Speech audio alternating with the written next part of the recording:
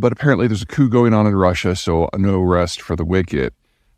Short version is over the course of the 23rd, 24th, and 25th, a guy by the name of Prigozhin, who is the leader of the Wagner paramilitary group, who has been an unofficial arm of the Russian military now for several years, has launched an armed insurrection. His troops have left their positions in Ukraine.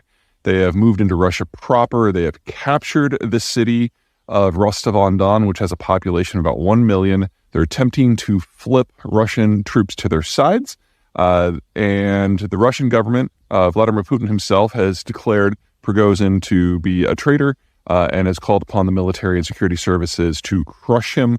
Prigozhin has said that the president is misinformed, but it's okay because we're going to have a new president soon anyway.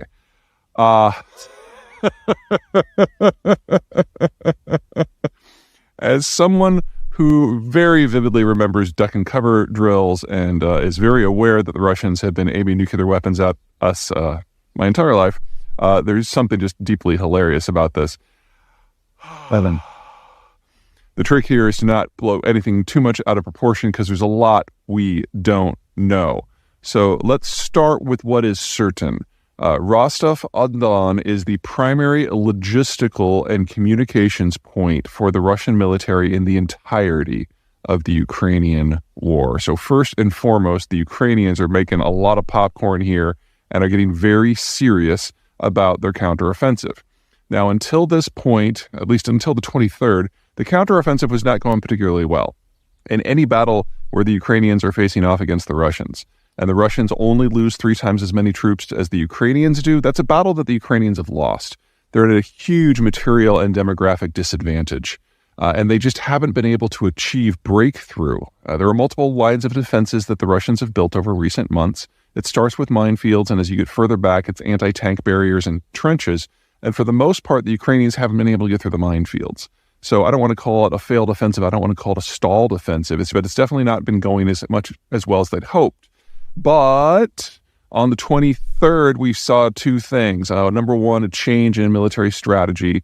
The Ukrainians had gone from targeting command and control bunkers to targeting ammo dumps, which is something you usually do before a big push. And the Chughar Bridge in Crimea was hit by a few missiles to make the rail system completely impassable until repairs are done. Now, the Russians do have the technical capacity to do that, but it's going to be something that takes weeks, which means that there was this window in Western Ukraine where the Russians in the western half of the front, from Melitopol west, were not able to function. And that provides an opportunity for Ukrainian forces. Now, I'm going to put all of that together now in a video from something that I was originally planning on posting before the coup started. So here's the Ukrainian section of that, and then we'll come back to the Russian section. We're now well into the 3rd week of the conflict, and the Ukrainians haven't achieved any sort of breakthrough. There's 2 main lines of defense that the Russians are trying to hold. The first is a series of minefields, and the second is a series of more strategic defensive emplacements like Dragon's Teeth and trenches.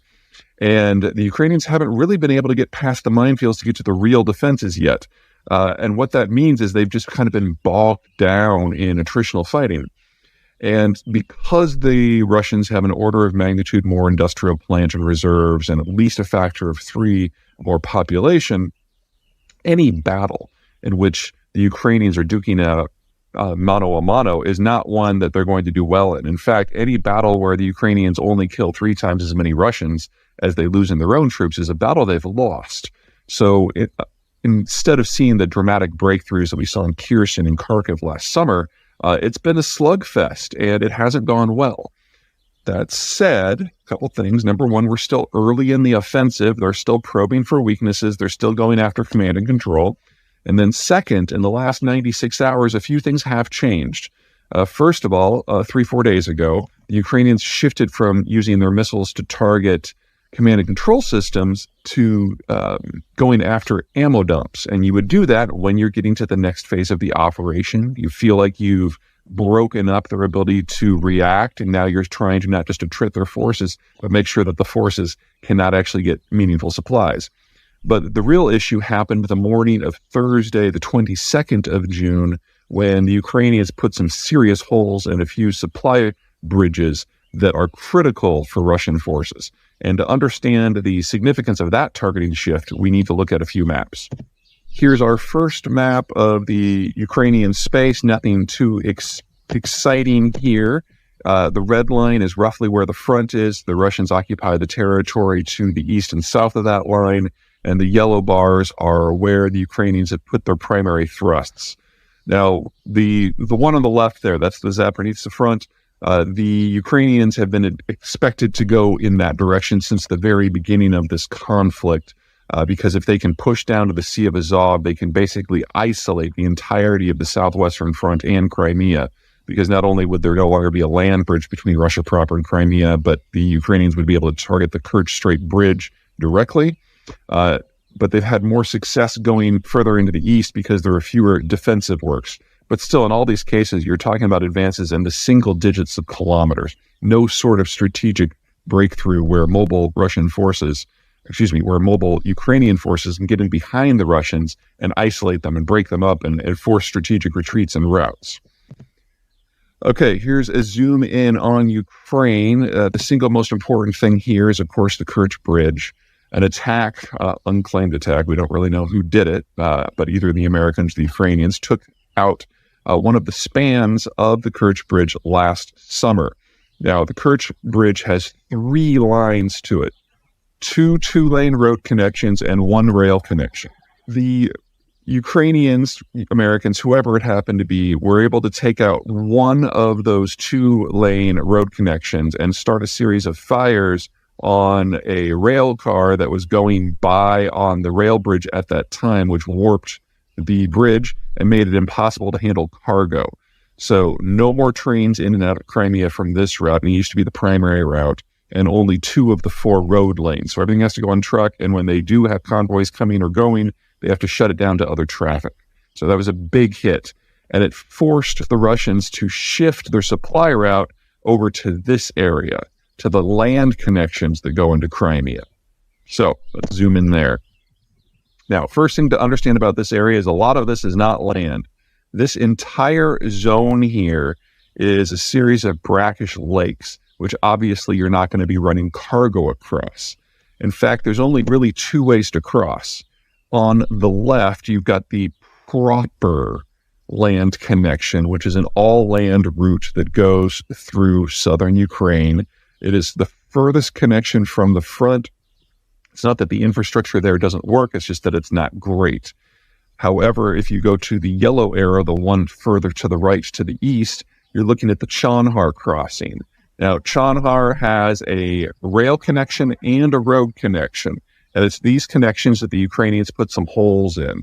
They use a special kind of warhead, which I'm not going to go into detail because it's not my focus, but it blew all the way through the concrete, blew all the way through the rebar, put a giant hole right in the middle of the thing. You're not taking trucks across that. You're not taking rail across that until such time as these are repaired. Repairing it is not beyond the capacity of the Russians, but keep in mind that it's been months since Kerch had that hole put in it, and the rail connection there has still not been rebuilt. One of the many, many downsides of the Soviet dissolution is we've had a simultaneous education crisis and demographic crisis now decades in progress. The technical education system in Russia collapsed back in the 80s, and their demographics, they've had a death rate that's been higher than the birth rate for 30 years now, which means that the youngest suite of people who have the full skill set to be technical experts, they're in their 50s right now. They'll turn 60 this year on average. They still haven't replaced the span and Kerch. They still haven't replaced the rail system. There's a question as to whether they can. Now, the Chonhar crossing is not nearly sophisticated. Instead of being a high elevated suspension bridge, it's a low block bridge. It's not blocking navigation or anything. This is not a navigable waterway system. They probably can do it, but it's going to take them a few weeks, which means in the meantime, any cargo going to and from Ukraine has to come from that western bridge. And this means that the soldiers in Ukraine, the Russian soldiers in occupied Ukraine, are facing a double bind. Back to this map. Notice the city of Mariupol Basically, any Russian troops that are west of that zone have basically been cut off from supplies that come from Russia proper off in the east. They got everything they needed from Crimea, which is, more difficult to support now.